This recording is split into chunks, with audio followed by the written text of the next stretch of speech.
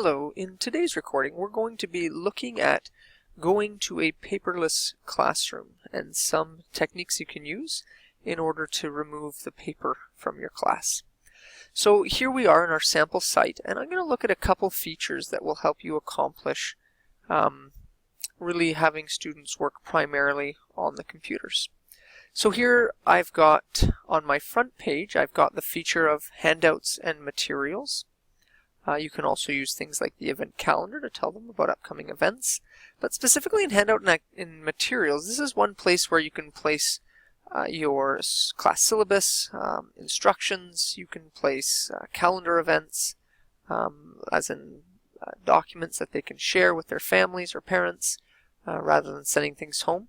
Of course, you could always use the MyEd feature, send email to your class so that they can be aware of upcoming activities as well.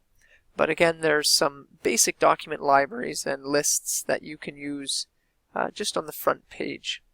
Obviously, one of the easiest things to do when you're going in a paperless classroom is to use the assignments feature. So here we are. We've talked about before using sample assignments or using assignments to work with students. So here what we're going to do is we're going to go and create a new assignment. And in this one, we're going to be calling it a paperless assignment. And of course, how you're going to do this is going to vary depending on what it is that you want to accomplish. But for example, this is just going to be an assignment where you're asking students to upload or to create a document that will show their learning on a specific topic. So we're going to have create a new document in this assignment to show your learning. Basically giving a description of what it is you're asking students to do. You don't need to add any templates, which you certainly can if you would like, but in this case we're just going to have students create the file right in the assignment. We're going to leave these as the default dates, but of course you can always adjust those to whatever is appropriate. We're going to click Add Assignment. So that's going to run through, and it creates that new assignment.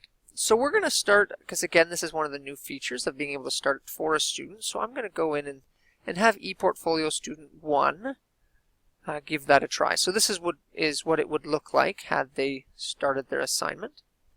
Now what we're going to do is similar again, what they would do when they log in. We're going to click New. We're going to create a new Word document. Here we're going to call it My Learning. And again, this is the process that your student would follow, that they would log in, they would go into the assignment, click on New Word Document, give it a name, and now students will be able to show their learning right in the document. Okay, so they're going to be giving you some information, some text, paragraphs. Obviously, they can use some basic styles. For the most part in Word Online, they'll be able to do all of the document editing that you might require in an assignment. Having said that, if it is that you want them to do perhaps more, have a title page or any of that other more advanced features, they can always click this button here and say Open in Word. And here it will open it right in Word, showing. So if I'm just going to reduce the size of this file so you can see the whole thing. Increase that again. So again, oops, sorry, let's try that again. There we go. So now they can actually use the whole feature. They can increase here. They could insert a table of contents, or a title cover page, or anything like that. Make their changes. Table of contents would be under reference actually. If you haven't played with that before, of course that could be, if you're interested in doing that, I could walk you through creating a table of contents.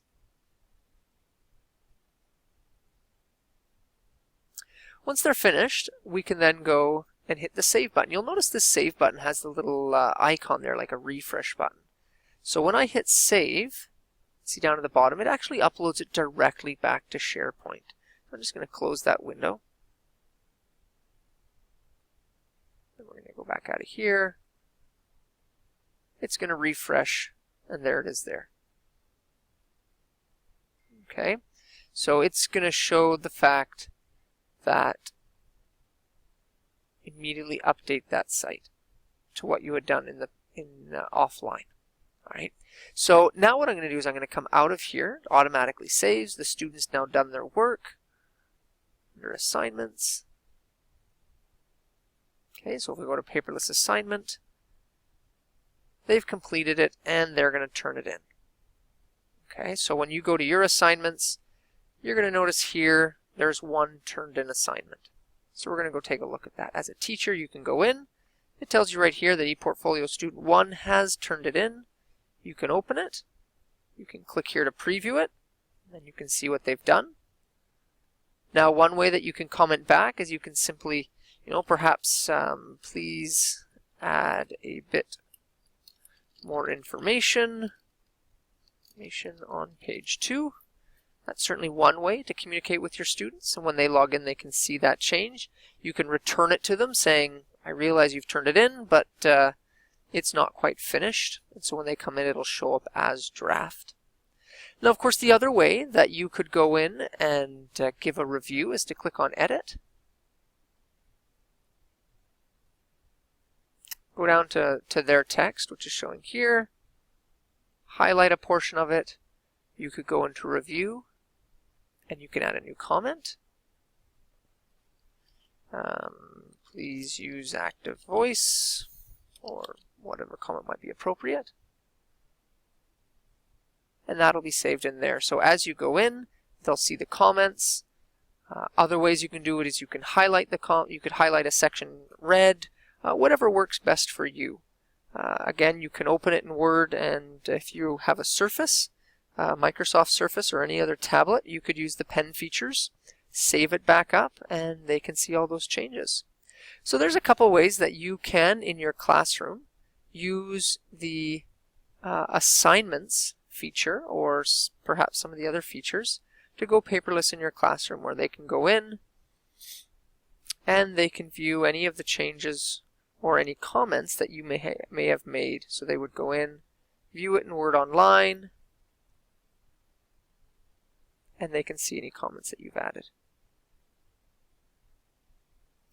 If you have questions about how to make this work in your classroom, or you'd like to work with me on implementing a paperless classroom, please let me know, and I'd love to work with you on this specific feature. Thank you very much.